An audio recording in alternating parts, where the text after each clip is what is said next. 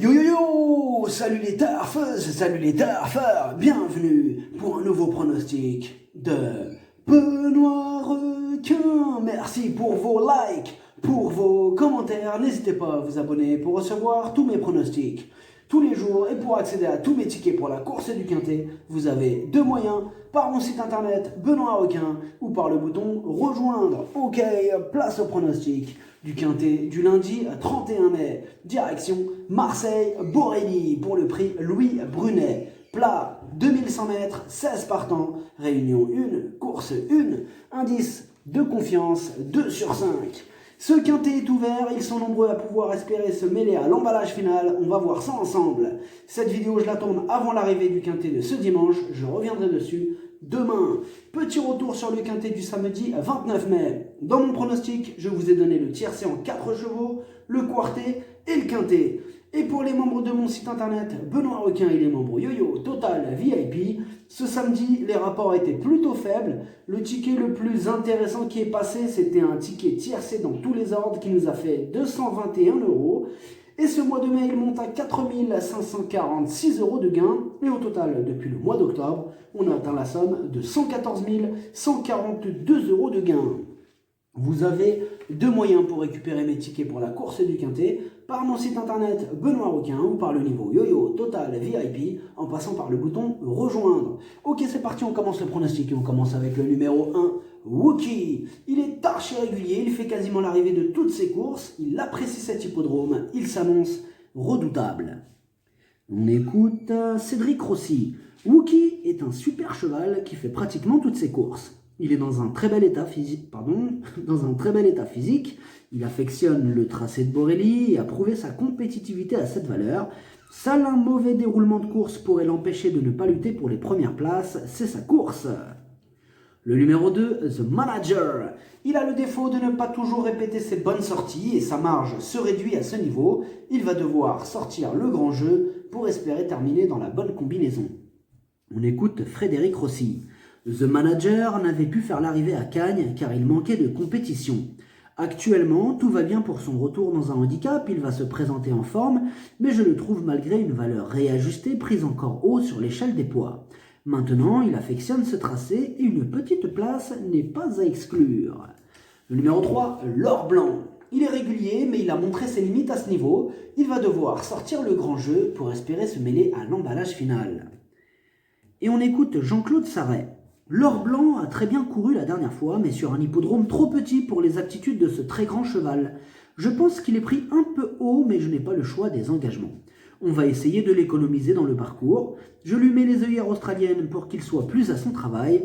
Là, c'est un Quintet moins relevé qu'à Paris. Il mérite d'être revu à ce niveau. Le numéro 4, Électron Libre. Il est confirmé à ce niveau, il est en forme, mais il aurait préféré une piste souple. Mais sur sa classe, il peut encore répondre présent. Et on écoute Christophe Escuder. Électron Libre aborde cet engagement avec beaucoup de morale et en pleine forme. Il aura toutefois l'état du terrain contre lui. Cet adepte de piste souple ne sera pas avantagé par la météo et les températures estivales du moment à Marseille. Le numéro 5, Cœur Massène. Elle reste sur une 14e place à ce niveau de la compétition. Elle retente sa chance et va tenter de profiter de sa forme pour terminer à l'arrivée. Et on écoute Jean-Pierre Gauvin. Cœur Massène est peu démonstrative le matin. Ses propriétaires veulent se faire plaisir à ce niveau. Cœur Massène aura pour elle son aptitude au parcours et sa bonne condition. Sa tâche se complique toutefois nettement. Elle a été pénalisée au poids, monte de catégorie et ne bénéficiera pas de décharge lundi. Le numéro 6, Azachop. Depuis sa pénalisation pondérale, il a essuyé un échec. Là, il passe un test à ce niveau, mais il va bénéficier du pilotage d'Eddie Ardouin, surprise possible. On n'a pas les commentaires de l'entraîneur du numéro 6. Le numéro 7, Carter and Go. Il a déjà bien fait au niveau qui nous intéresse. Malheureux, lors de sa dernière sortie en Corse, il va tenter de remettre les pendules à l'heure. Et on écoute Frédéric Rossi. Carter and Go vient de revenir à l'écurie après un bref passage en Corse où cela ne s'est pas bien passé dernièrement.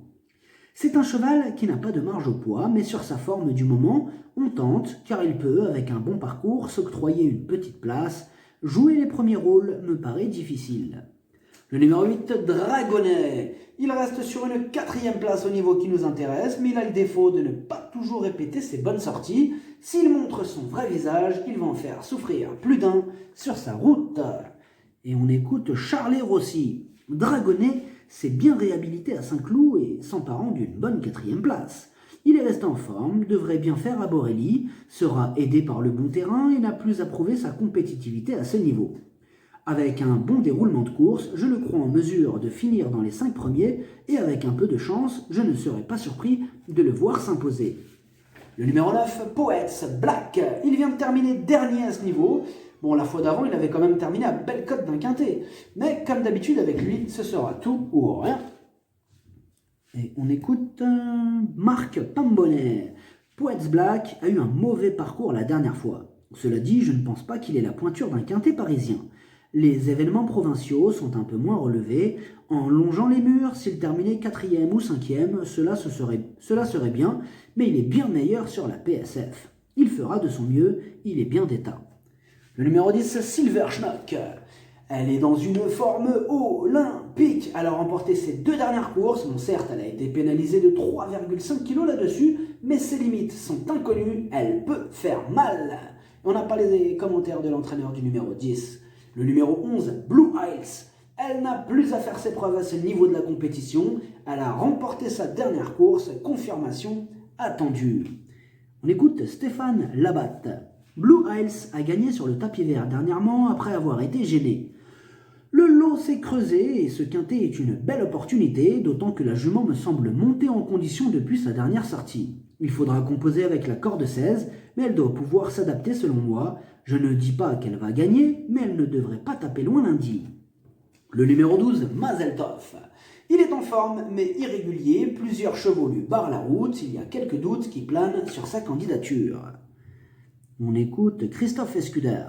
Mazeltov se retrouve finalement en première épreuve. Avant le coup, il ne vaut pas un lot comme celui-ci. Sur sa forme, on tentera toutefois de grappiller une place. Le numéro 13, Amazing Philly. La régularité ne fait pas partie de ses principales qualités. Elle reste sur un échec après s'être prise une pénalité pondérale de 3,5 kg. On demande à voir. On écoute Johan Bonnefoy. Amazing Philly est resté bien, c'est un petit quintet. Comme c'est une attentiste, j'espère qu'elle va pouvoir revenir de l'arrière-garde. Si elle répète sa meilleure valeur, elle a le droit d'être à l'arrivée. Le numéro 14, Tuna. Elle est régulière, elle a emporté sa dernière course et malgré une pénalité pondérale de 2 kg, elle semble encore avoir son mot à dire. On écoute Cédric Rossi. Satuna est en forme comme en atteste sa récente victoire. Il est vrai qu'elle ne bénéficiera pas de la décharge et a été pénalisée au poids, mais je pense qu'actuellement elle revient au mieux de sa forme et pour son retour dans un gros handicap, je ne serais pas surpris de la voir bien se défendre et finir dans la bonne combinaison. Le numéro 15, Hathaway, sa régularité fait plaisir à voir, il donne toujours son maximum en course, sa marge est mince à ce niveau, mais il va encore faire de son mieux pour obtenir le meilleur classement possible. Et on écoute Richard Chotard. Hathaway aurait été un penalty ou presque selon moi en 2e épreuve. Là, sa tâche est plus compliquée. C'est toutefois un cheval que j'aime bien et que je souhaite voir patienter durant le parcours lundi. Il n'est pas hors d'affaire, d'autant qu'il sera muni de fer collé pour la circonstance. Le numéro 16, Cyan. On ne peut pas dire qu'il brille par sa régularité, mais il a déjà brillé à ce niveau. Avec lui, c'est souvent tout ou rien, mais il a la qualité suffisante pour terminer dans la bonne combinaison. Et on écoute Frédéric Rossi. Cyan a montré un regain de forme. Même s'il détient de bonnes tentatives en terrain très souple, il faut reconnaître que ces derniers temps, il s'est très bien défendu en bon terrain.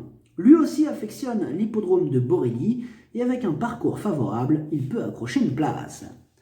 Le pronostic, ça donne As, 8, 10, 11, 16, 14, 4, 15, cheval de complément le 5, si jamais un autre nom partant, ça peut arriver le 7. Merci d'avoir suivi cette vidéo, n'hésitez pas à vous abonner pour recevoir tous mes pronostics tous les jours et pour accéder à tous mes tickets pour la course du Quintet, vous pouvez passer par mon site internet Benoît Requin ou par le bouton rejoindre sur le niveau Yo-Yo Total VIP, à jouer avec modération. Bonne chance, choupez-le moi, ciao.